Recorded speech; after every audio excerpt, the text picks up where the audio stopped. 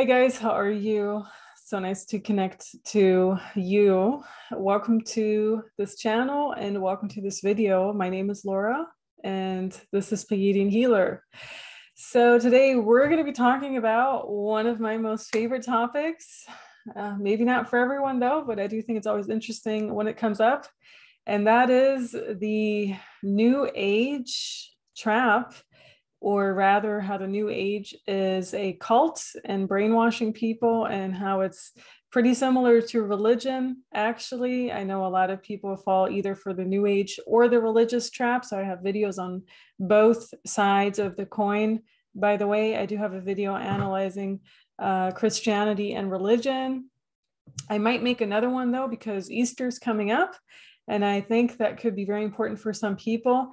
So, just in short, giving your power away to anything outside of you, or like to a higher source or God or whatever, it doesn't matter if you put the label of New Age on that, and giving your power away to spirit guides, or I don't know what they call it these days, all those other entities like angels, archangels, which, by the way, angels, archangels appear in both religion and the New Age. Isn't that interesting?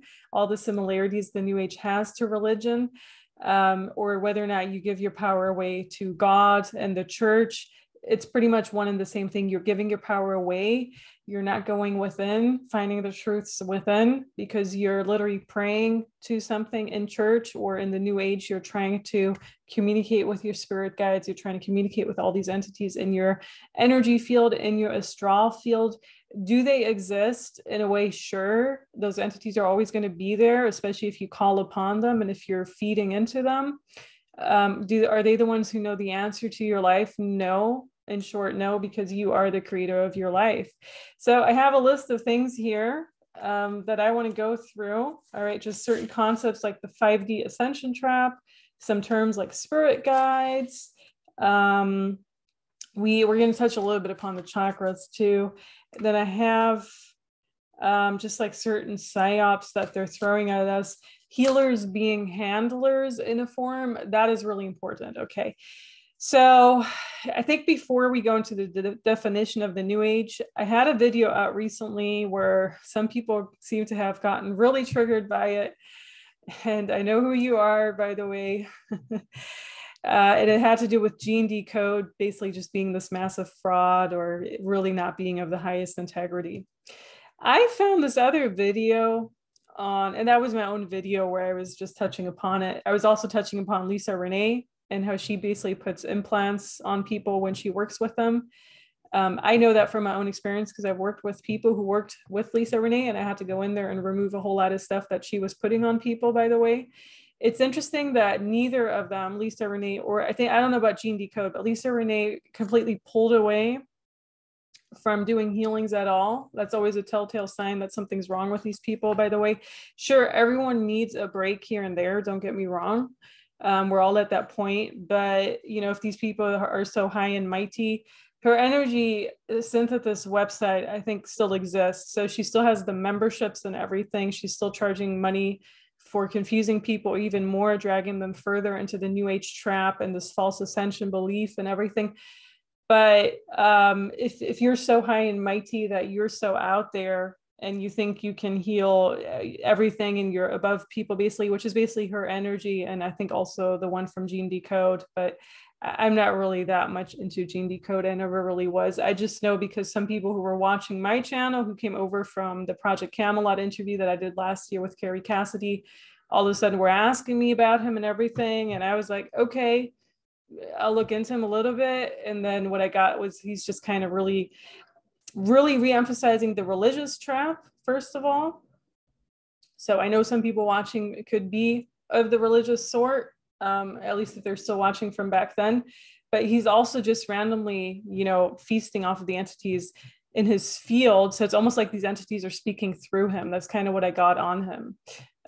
Whether or not you like that insight is up to you. I just can convey the insight that I get on it. And with Lisa Renee, 100%, we can talk about that a little bit down the line too.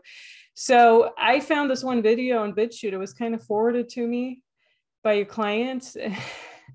And even this video, in the video description, even they're saying how, Charlie Ward, Gene Decode, all these people. So this is what they have to say on Gene Decode. Gene Decode's real name is Marty Weinstein. He lives in a wealthy part of Colorado. He worked for an energy company.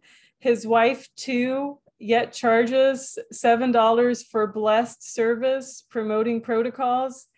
How come they haven't cured him? He gets up every hour at night to go use the bathroom and is always sick.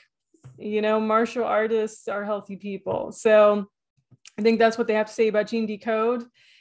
He promotes Morgellons Direct, kickback. He gets a kickback from the company.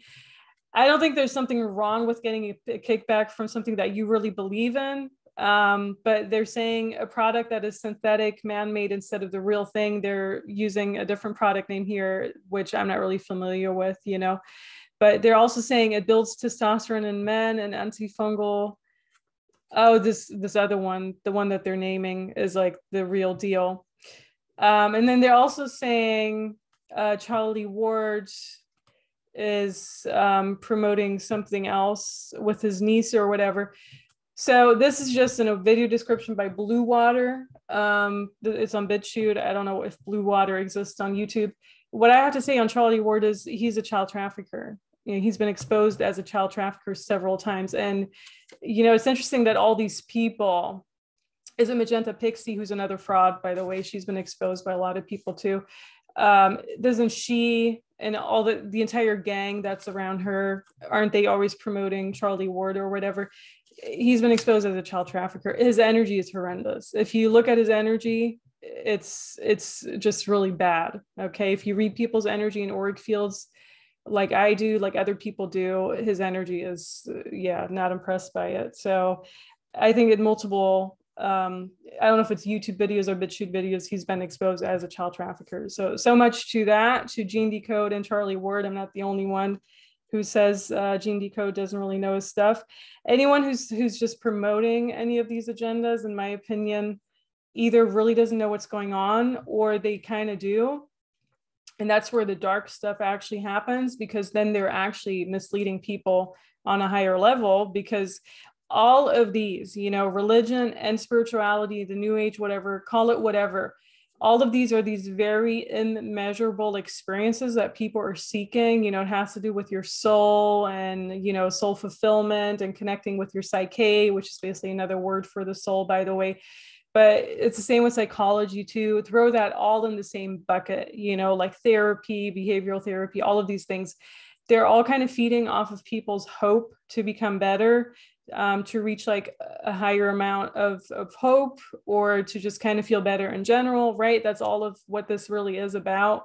Have hope that when you die, you go to heaven, or you don't want to end up in hell. That's basically what Christianity is about. I mean, it's about a few other things too, be nice to your neighbor, be nice to this and that.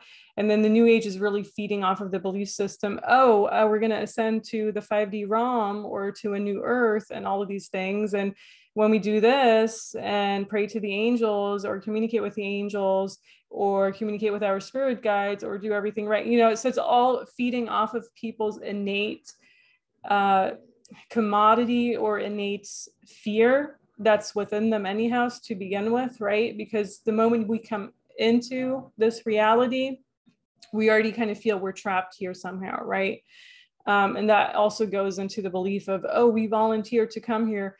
We didn't volunteer to come here. I have videos out there on how we were trapped to come here. And a lot of people are picking up on that. They just don't really know how to express it per se.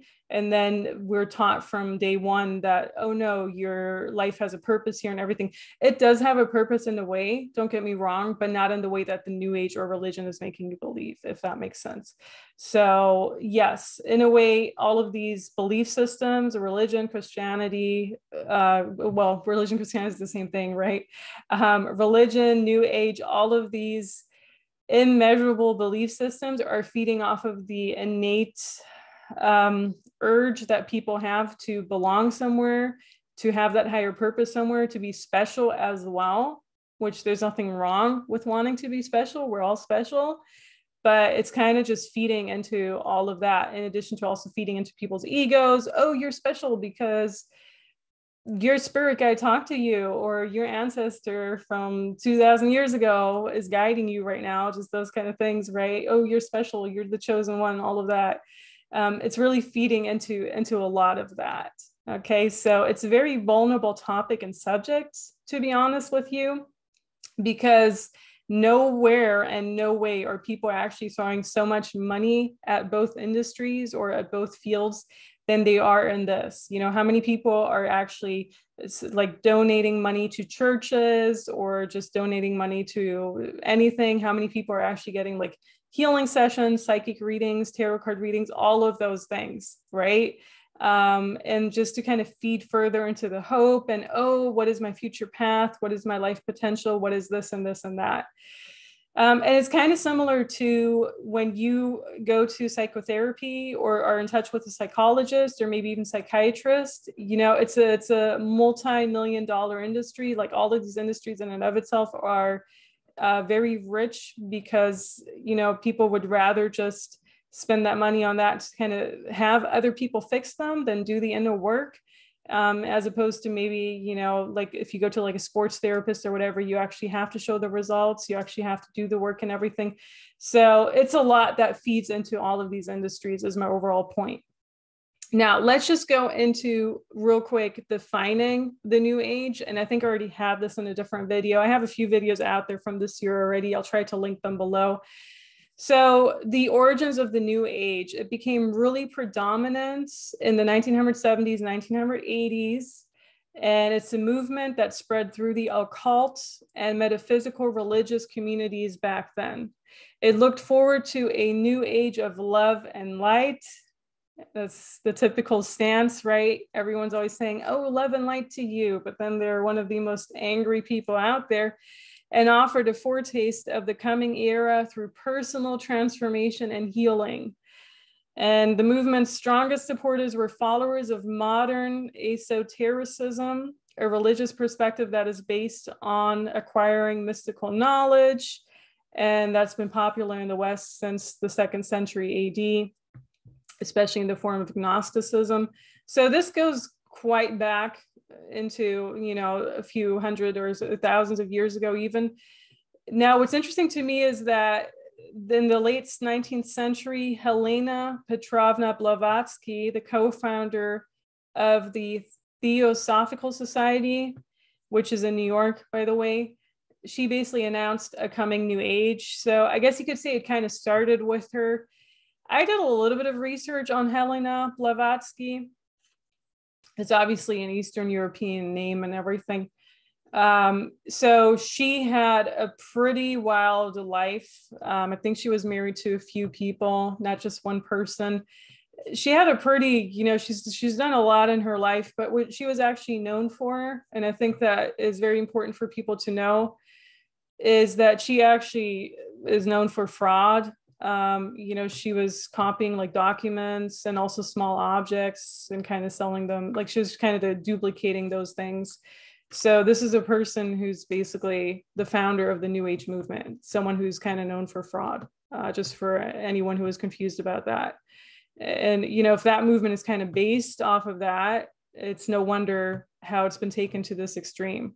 So I'm not saying everyone is a fraud who works in that industry. You know, I'm sure there are a lot of good people who work for both religion and the New Age, who are of the highest intent, but they just seem very misled.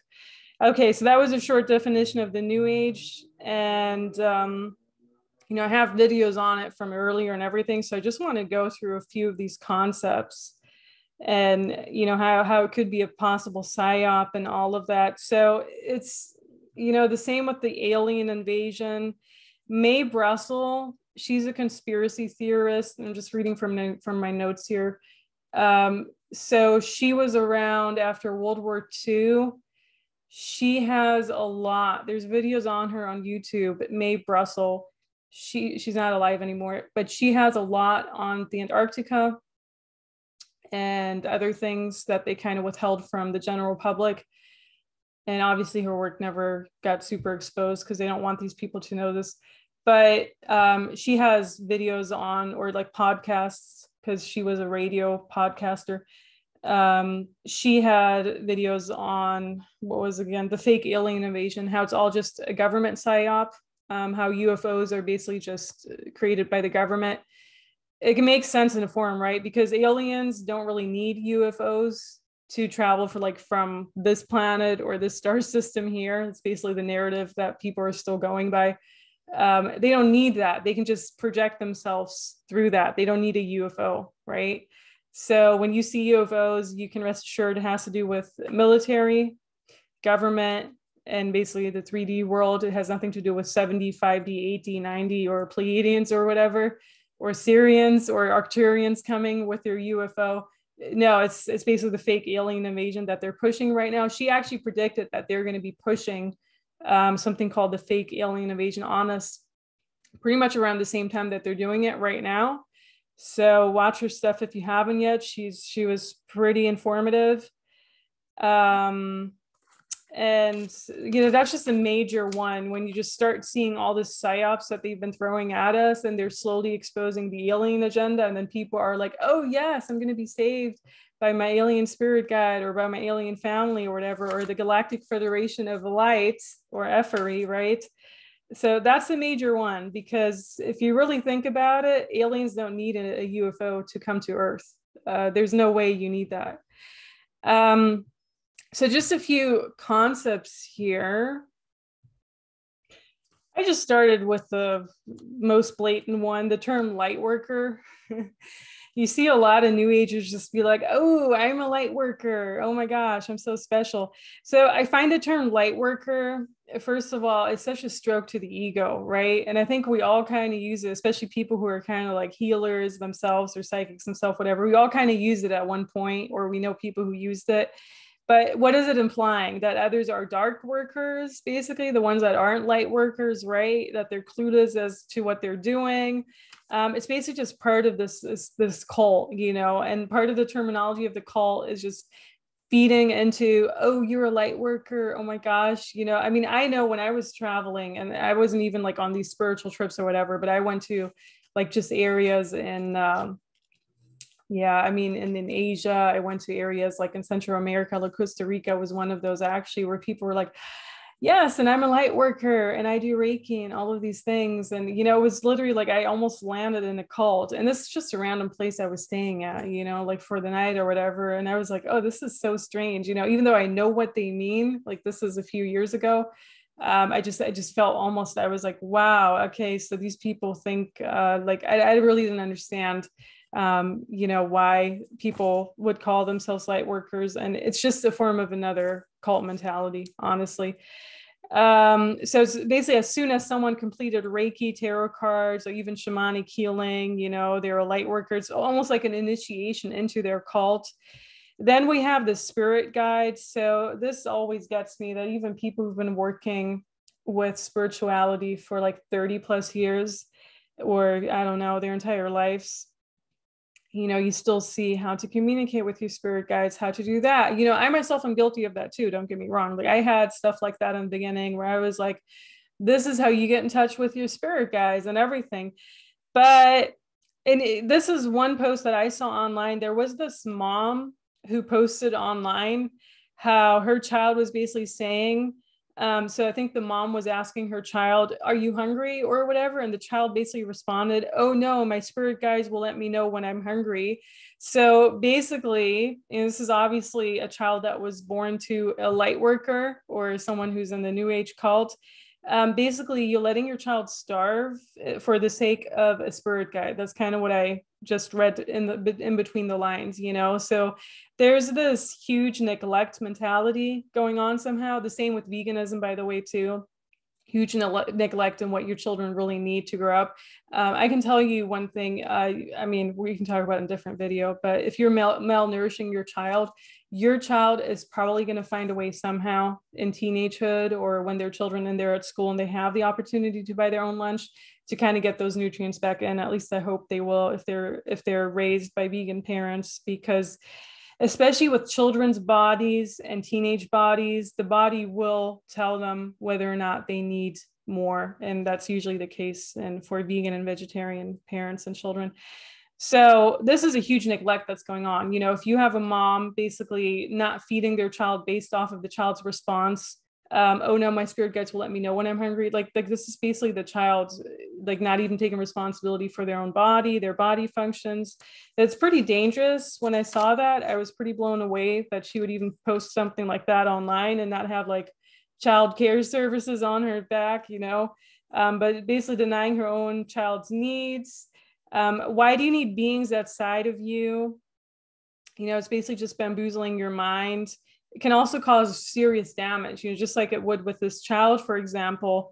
You know, this is like a mild scenario of them maybe going to bed hungry or whatever, or them not really knowing what it means to find out whether or not you're hungry on your own terms, like having to consult beings outside yourself. But it can really bamboozle your mind. You know, you can really have these beings outside of you. So what are spirit guides in general? It's basically you just have all these beings outside of you. And when you're trying to get advice from them, and especially in the beginning of your journey, when you're just really start opening yourself up, and, you know, we call it like the third eye awakening or crown chakra expansion, however the New Agers call it, you're going to attract all these beings in your field that are there to begin with. You know, you have ghosts in your entity fields. You have, you know, all of these random, sometimes I see them as Zeta Grays even, but you have all of these just cloaked beings. Maybe you even have like these old, you know, Native American spirits that are floating around, especially if you are still on Native American ground and everything. So you have all of these beings around you, but you can't call them spirit guides. It's just random spirits around you that are happy to communicate with you, that are happy to kind of give you advice or whatever, just to kind of F you around though. You know, you have a lot of, I know this one woman who was channeling the little people, that's how she called them. And she was actually channeling them. So channeling is basically just opening yourself up to these random entities that are around you anyways, and really having them feast off of your energy. And she was giving people advice based off of those little people's advice. So spirits that were in her field. And some of that advice was really messed up. Like some of the advice she was given was real teal swan manner, meaning, oh, maybe you should actually commit suicide, or maybe you shouldn't be alive right now if that's how you feel. That's the type of advice that she would actually be giving to people.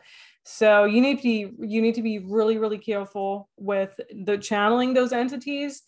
I know people, you know, who were in the New Age, or you know, people who communicate with angels and guides and those. It's hard to kind of see it that way until you actually start have things happening to you that are so completely out of integrity.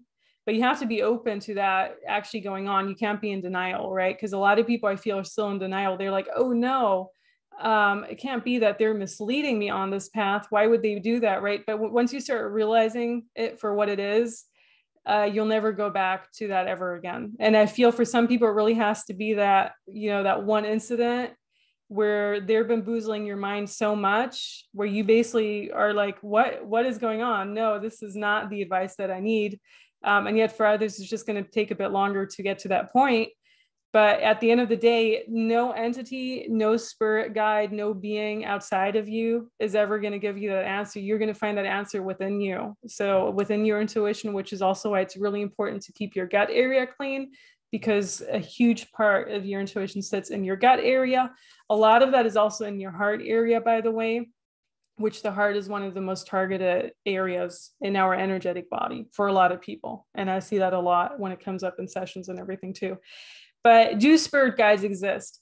I don't think so, to be honest with you. What I do think and what I do strongly believe in is we do have guardians around us.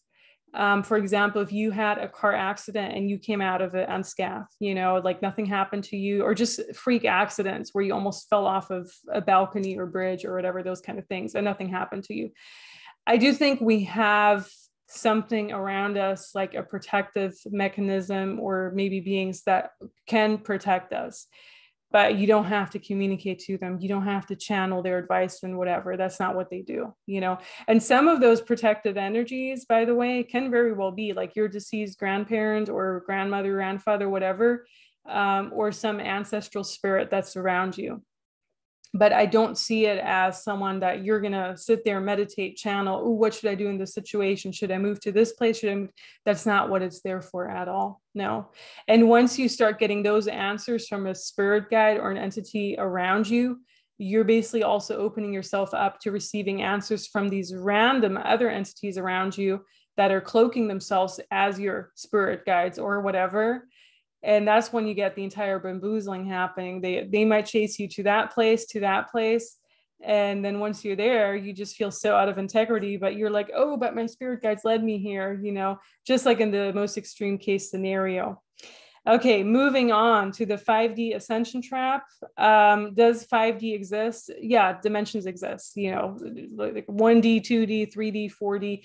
4D is more like a bridge between 3D and 5D, by the way, or more like that in between state. So in 4D, you actually also have a lot of these ghosts or deceased spirits that weren't able to move on yet. Do they exist? Absolutely. Yeah, I see them all the time still. I actually know whether or not there's something around me because it can be pretty intense. That's usually in the 4D, by the way. 5D, 6D, 7D, whatever, they say it's 12D. I'm sure there's like 100 million dimensions out there, by the way. The entire concept of like just having 1 to 12 dimensions, I'm sure there's so many out there, and we just don't, honestly, I'm not even sure it's even relevant. Now, I was interviewed earlier last year by a lady from Australia, who I can link the podcast in that one, where we were briefly going through the 5D Ascension Trap. But in short, the 5D Ascension Trap is all about, it's basically the same concept as, what is it, salvation in Christianity? Is that the same concept? Going somewhere where it's better, right? Where it feels lighter, those kind of things. So from the start, we were in these higher dimensions at one point too. Like I saw being in Avalon, which it did exist 100%, or maybe even being in Atlantis, Lemuria, all of these ancient civilizations, which Atlantis is still ongoing right now. But being in that, I do see we were in higher dimensions 100%. But it doesn't mean that our life was like better in a form. We were still in this matrix. We were still kind of trapped here somehow, unable to get out of this entire thing, right? So for people who the end goal is to kind of go back to source or whatever, the 5D ascension is not going to help you with that. So it's just basically being recycled from one dimension to another until boom, maybe we're up there at 12D or 100D, but then boom, we're kind of thrown back into 3D or whatever. And we have experienced these different dimensions from lifetime to lifetime, and also like on other places, like this is not just the only place that we were at, absolutely not. But the goal is not the 5D ascension. Like the 5D ascension is a trap, and so many New Agers and also Christians are really promoting it. They just use different terms for it because they want to make people complacent. And the way that I saw it was almost like souls are actually being dragged to two different places. So the ones that are really into this 5D theory or are really brainwashed into it, they're kind of being dragged away from the other souls that are really trying to just dig, call it 3D or whatever, just kind of dig through the 3D. And so you're separating the souls from each other, whereas it's actually really important for the souls to kind of stay together and then the same D, because you're only as strong as you're together. That's kind of how I saw it. And I'm not saying that to keep people here in 3D or for them to prevent them to go into 5D. You can go wherever the heck you want to go. I don't really care what you do. But that's kind of what I saw it as, that it's just like another trap to just kind of drag them to these other places, similar to, when you just die and before you're recycled to another lifetime, because it's basically what happens when you die. You either reincarnate here or elsewhere, that you would kind of be reincarnated elsewhere, and your soul would even be more confused and then kind of come back even more fractured and fragmented. That's kind of what I saw with that entire thing going on. But I might read on it again in the future because it is interesting. I haven't really felt drawn to reading much on it anymore, just because for me, it's really not relevant. Let's put it that way. It's just another psyop, in my opinion. It's really depriving people of the experience that they're having right now in the moment, because a lot of people feel already especially the new agers already feel, oh, I'm in 5D now. There's no friction, no tension here. Whereas that's not really true, because we're obviously still communicating, right? So it's kind of really bamboozling the people even more, similar to the spirit guide thing. With the chakras, I came across this one post that was referring it to Sanskrit. I think the definition or the translation, because it comes from Sanskrit, was kind of, they're meant to be destroyed or something like that. Some people are talking about, chakra removal and everything like that too, which, by the way, you can do on your own. You don't have to ask someone to do that for you. This one person was actually saying, I don't do any of that, by the way. I don't feel drawn to that. But this one person was basically just saying, you actually shouldn't hire someone to do that for you, because you should be doing that on your own. What I can tell you is, I actually removed the Kundalini overlay that was on me. And that was, I think, a good year ago too. So that was pretty powerful. Kundalini, chakras, it's all kind of the same. Like, something could be kind of feasting through that, kind of just, if you see it as portals or whatever, that can be opened and closed randomly in that sense. Something can easily just go in and out of it. That's kind of what I got on that, but I still work with it occasionally. So for me personally, I don't feel much drawn to anything like that right now. Now with the hypnosis, QHHT, and astral travel, QHHT is a form of hypnosis that especially came around with Dolores Cannon. I'm not sure if it existed before that or if she kind of invented that. So it's quantum hypnosis healing technique. I had 2 QHHT sessions done. That was actually back in 2014. Was it 2014 or a bit earlier? Or maybe it was like 2015. That was like my first experience with hypnosis ever. If you're not drawn to it, I personally would not do it. Shamanic journeying is way more powerful because you can do it on your own. But what I noticed with QHHT, that I was actually psychically attacked during my first one. And I didn't realize it until years later because I was listening to the recording again. And I think also had memories implanted into me during one of those experiences.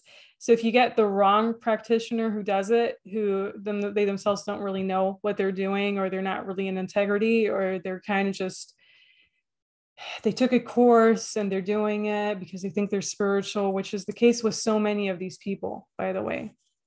We're talking about the New Age being around since the 70s or 80s. I can't imagine how many frauds exist since then. I've gone to a lot of these expos and fairs in New York City and around that, and also like elsewhere in this country. The energy that you pick up on during these fairs, like, it's a lot of just selling, selling service, selling this, selling that. I remember walking past this one healer, and it doesn't even matter what country they're from, by the way, because this is like an Asian healer. I don't know if he was Chinese or Japanese, but he was selling these, I think it was an ancient Chinese healing technique. And basically, the moment a person walked by and was just showing a little bit of interest, he was already performing something on them, even though they hadn't asked for it, right? And then he was already charging like $60 for the 5 minutes that he did anything. He was like, okay, now it's $60. Even like, this is at an expo in New York City where you're just walking from one stand to another, right? You like completely didn't ask for any of those services, and all of a sudden this person wants like money for it. And so after those kind of experiences, and also a few others, by the way, not just that one, I was just like, wow, this is like an industry made up of fraudsters, and it's been around for so long. Like, I was one of the youngest persons at these kind of fairs and expos, which they're massive. I mean, just look at Tucson Gem Show too, like kind of like, those are like magnitudes that you just find in those industries. But it's like they've been around for so long, and they're just kind of, it's kind of like the pseudo reality, feasting off of people's hope, and, oh, we have to be healed, and those kind of things. And I'm not saying you can't be healed by these things. Absolutely, you can. But I had the feeling that a lot of people that exist in these industries for the past like decades already are like fraudsters, like straight up fraudsters. And that's just from my own personal experience by meeting a lot of these people, by the way. And a lot of them also with the crystal industry, a lot of these crystal miners are one of the greediest people out there. You know, that's why it's always so hard for me to actually, you know, I love crystals. I like going to these crystal things, but once you know the backstory of crystal mining and how a lot of stuff was destroyed through crystal mining as well, you know, a lot of sacred land and everything, and how a lot of crystals are actually also kind of traumatized by crystal mining because crystals have a consciousness. And then just the greed of the crystal miners and them having to name every crystal they find on their land, just those kind of things. It's really a huge turnoff, I have to say that. And it all kind of ties into the same industry, like overall, you know, even though it's not necessarily new age or whatever, it all kind of ties into that same concept. Call it pseudo reality or whatever. So with the QHHT, you know, I'm not saying there aren't good QHHT therapists out there. I do think there are, but you have to be very careful with hypnosis that you don't have stuff implanted into you, like these false memories that happened to me, or even psychic attacks. And you have to be very conscious that whenever you do this type of journeying, you're never leaving your body for another entity to enter through that too. That's very important. So we have solfeggio tunes. I think I had a video on that, how they're hijacked. In short, they're hijacked.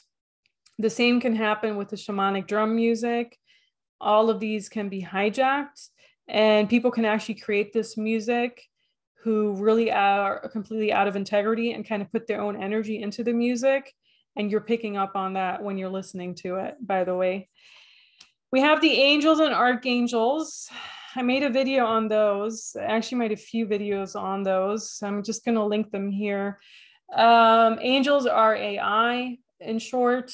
So AI beings that make people feel better if they're in need of it. You know, if you really lost a loved one, like a parent or whatever, yeah, they can make you feel better about things. Sure. Everything can make you feel better, right? But yeah, I mean, yeah, there can be entities out there that can make you not feel as lonely and whatever you need in that moment. You know, this is why it's really hard to sometimes talk about this too, because I feel the people's pains who lost maybe someone in their family and they're like, oh, the angels helped me and all of that. Yeah, it's true. It's true.